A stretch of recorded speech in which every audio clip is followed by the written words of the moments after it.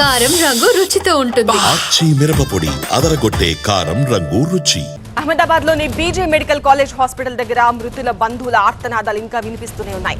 Air India విమాన ప్రమాదంలో మాంసపు ముద్దలుగా మారిన మృతదేహాల గుర్తింపుకు డిఎన్ఏ టెస్టులు నిర్వహిస్తూనే ఉన్నారు. 1000 డిఎన్ఏ పరీక్షలు నిర్వహిస్తామని చెప్పిన అధికారులు ఇప్పటివరకు సుమారు 500 మంది శాంపిల్స్ సేకరించినట్టు తెలుస్తోంది. రాత్రి పగలు అన్న తేడా లేకుండా 3 షిఫ్టుల్లోనూ డిఎన్ఏ టెస్టులు నిర్వహిస్తూనే ఉన్నారు. బ్లడ్ శాంపిల్స్ ఇస్తున్న వాళ్లలో 8 ఏళ్ల బాలుడు దగ్గర నుంచి 80 ఏళ్ల వయసున్న వాళ్లు ఉన్నారు. కాగా రక్త నమూనాలు ఇచ్చాక రిపోర్టు కోసం కనీసం 72 గంటలు పడుతుండటంతో బాధిత కుటుంబ సభ్యులకు నిరీక్షణ తప్పడం లేదు. భారీ సంఖ్యలో బాధితులు కారిడార్స్ లో వేచి ఉన్నారు. మరోవైపు ఇప్పటివరకు 135 మృతదేహాల దంత నమూనాలను సేకరించామని అక్కడి ఫోరెన్సిక్స్ దంత వైద్యులు వెల్లడించారు. ఇటు మృతదేహాల అప్పగింతలో తీవ్ర జాప్యం జరుగుతుండడం మరింత బాధిస్తోంది. విమాన ప్రమాదంలో 274 మంది చనిపోగా ఇప్పటివరకు 7 మృతదేహాలను మాత్రమే గుర్తించి కుటుంబ సభ్యులకు అప్పగించారు. మరోవైపు పలువురు ఆసుపత్రుల్లో చికిత్స పొందుతున్నారు. అహ్మదాబాద్ నుంచి టీవీ9 చీఫ్ రిపోర్టర్ రాకేష్ మరింత సమాచారం అందిస్తారు. రాకేష్, ఇప్పటి వరకు ఎన్ని మృతదేహాలకు పోస్ట్ మార్టం పూర్తయింది, ఎన్ని డిఎన్ఏ టెస్టులు నిర్వహించారు, ఎప్పటిలోగా పూర్తవచ్చు?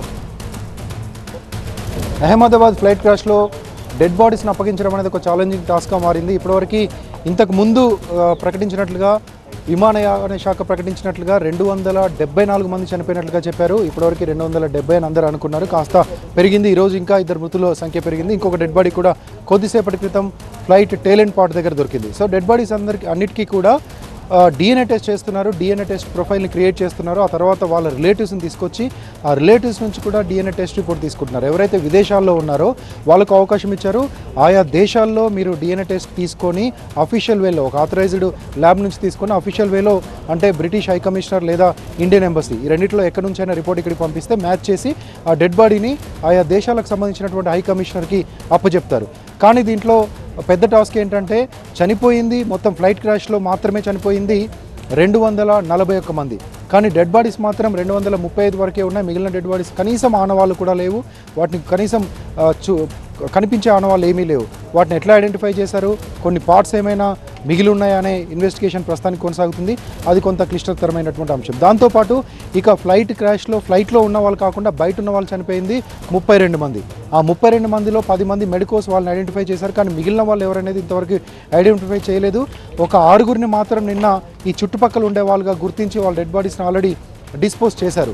ఆ డిస్పోజ్ చేసినటువంటి డెడ్ బాడీస్ని ఆల్రెడీ తీసుకెళ్లి అంత్యక్రియలు కూడా చేశారు. కానీ మిగిలిన వాళ్ళకి క్లైమ్స్ కూడా రావట్లేదు. దీంతోపాటు ఇదే మెడికల్ కాలేజీలో ఒక మెడికో మిస్ అయినట్లుగా కంప్లైంట్ ఉంది. అతను ఇప్పటివరకు కనిపించలేదు. ఇంకొక 2 మహిళలు స్కూటీపై వెళ్తూ వాళ్ళు కూడా ఇదే రూట్లో వెళ్తూ ఇప్పటివరకు ఆచూకీ తెలియట్లేదు.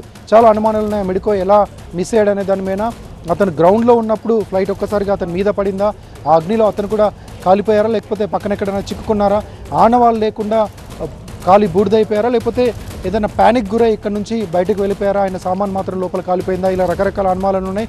ఒకవేళ అతను దొరక్కపోతే కనుక ఈ ఫ్లైట్ క్రాష్లోనే కాలిపోయినట్లుగా భావించవచ్చు. ఇక మిగిలిన 2 మహిళల గురించి కూడా ఇన్వెస్టిగేషన్ జరుగుతుంది. అఫీషియల్గా వాళ్ళ బంధువులు పోలీస్ కంప్లైంట్ కూడా ఇచ్చారు. ఇదే రూట్లో వెళ్తూ 2 స్కూటీ మీద వెళ్తూ ఇప్పటివరకు ఆచూకీ లభించలేదని చెప్తున్నారు. ఇన్ని కాంప్లికేషన్స్ ఉన్నాయి బాడీస్ని డిస్పోజ్ చేయడానికి. 72 అవర్స్లో బాడీస్ని డిస్పోజ్ చేస్తామంటూ ప్రభుత్వం ప్రకటించింది. అందుకు అనుగుణంగా డాక్టర్స్ పనిచేస్తున్నారు,